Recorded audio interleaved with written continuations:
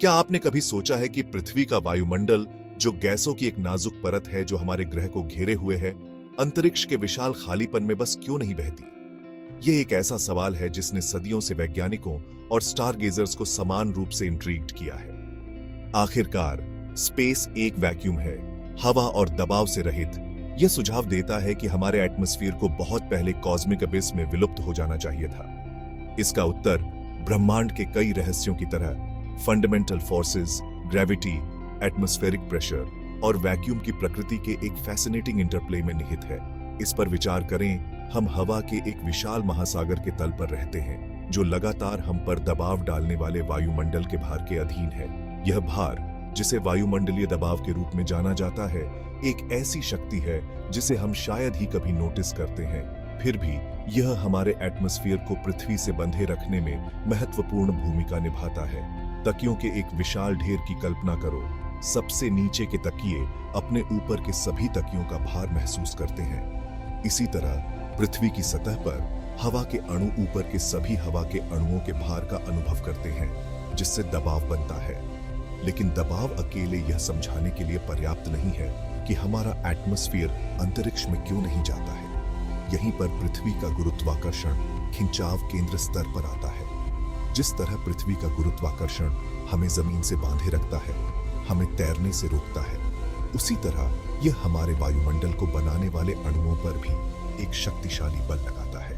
ये अणु हालांकि अविश्वसनीय रूप से छोटे हैं, उनमें द्रव्यमान होता है, और द्रव्यमान वाली कोई भी चीज गुरुत्वाकर्षण के अथक खिंचाव के अधीन होती है। हालांकि कहानी यहीं खत्म नहीं होती है।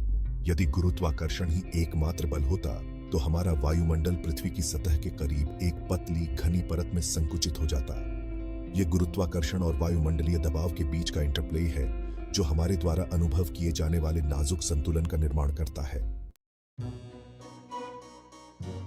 यह समझने के लिए कि हमारा एटमॉस्फेयर कैसे स्थिर रहता है, हमें वायुमंडलीय दबाव की अवधारणा में गहराई से जाने की आवश्यकता है।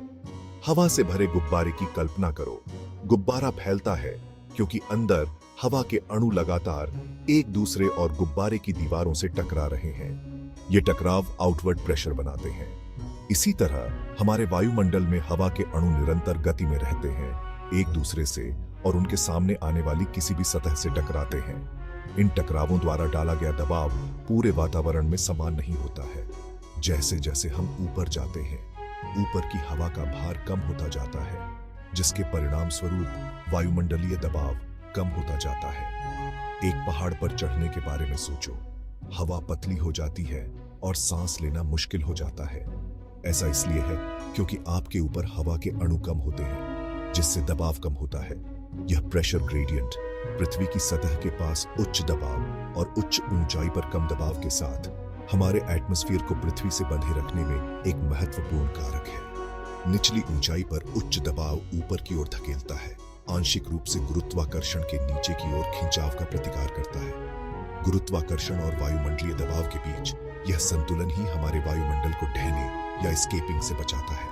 हालांकि एटमॉस्फेयर एक स्थिर इकाई नहीं है, यह गतिशील है।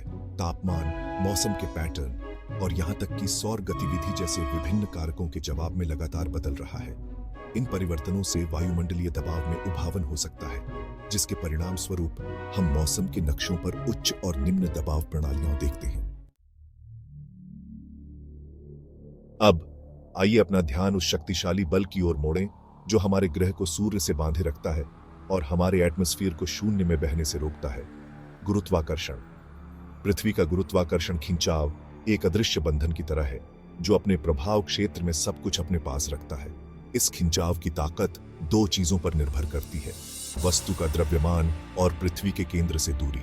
वस्तु जितनी अधिक विशाल होगी, उसका गुरुत्वाकर्षण बल उतना ही मजबूत होगा।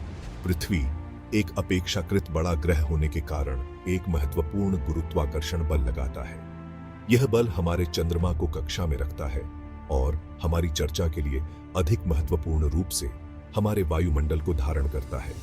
हमारे वायुमंडल को बनाने वाले हवा के अणु लगातार पृथ्वी के गुरुत्वाकर्षण से बचने की कोशिश कर रहे हैं, लेकिन गुरुत्वाकर्षण उन्हें वापस खींचता रहता है।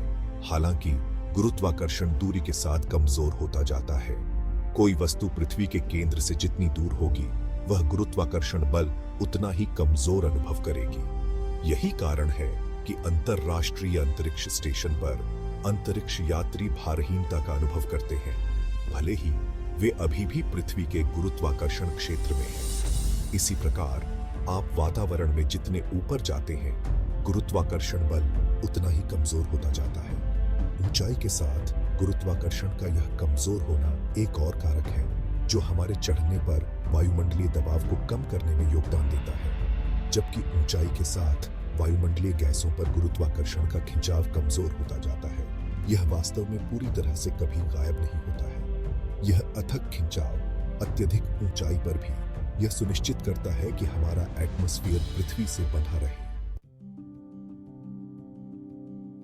हमारे वायुमंडल की कल्पना एक पतली परत के रूप में नहीं, बल्कि सैकड़ों किलोमीटर गहरी हवा के विशाल घूमते हुए समुद्र के रूप में करें। इस समुद्र के तल पर पृथ्वी की सतह पर ऊपर की सारी हवा का भार नीचे दबाता है, जिससे उच्चतम वायुमंडलीय दबाव बनता है। जैसे जैसे हम हवा के इस समुद्र से ऊपर उठते हैं, हमारे ऊपर हवा का भार कम होता जाता है, जिससे दबाव में धीरे धीरे गिरावट आती है। यह प्रेशर ग्रेडियंट पृथ्वी के गुरुत्वाकर्षण खिंचाव के साथ मिलकर एक गतिशील संतुलन बनाता है। गुरुत्वाकर्षण लगातार वायुमंडल को पृथ्वी के केंद्र की ओर खींचने की कोशिश करता है, जबकि प्रेशर ग्रेडियंट नीचे उच्च दबाव और ऊपर कम दबाव के साथ पीछे धकेलता है। गुरुत्वाकर्षण और दबाव के बीच यह धक्का मुक्की एक स्थिर वातावरण बनाती है, जो अपने ही भार के नीचे नहीं गिरता है या अंतरिक्ष में नहीं जाता है। रस्साकशी के खेल के बारे में सोचो, जिसमें गुरुत्वाकर्षण एक तरफ रस्सी खींच रहा है और वायुमंडलीय दबाव दूसरी तरफ खींच रहा है। रस्सी स्वयं, हमारा एटमॉस्फेयर, विपरीत शक्तियों के कारण तनी हुई लेकिन स्थिर रहती है। यह संतुलन पृथ्वी पर जीवन के लिए महत्वपूर्ण है। इसके बिना हमारा ग्रह एक बंजर वायुहीन चट्टान होगी, जो जीवन के उस समृद्ध ताने बाने का समर्थन करने में असमर्थ होगी जिसे हम आज देखते हैं। हालांकि यह नाजुक संतुलन स्थिर नहीं है। यह तापमान, मौसम के पैटर्न और यहां तक कि सौर गतिविधि में बदलाव के लिए लगातार समायोजित हो रहा है। इन परिवर्तनों के कारण वायुमंडलीय दबाव में उतार चढ़ाव हो सकता है, जिससे उच्च और निम्न दबाव प्रणालियां उत्पन्न होती हैं, जिन्हें हम मौसम के रूप में अनुभव करते हैं।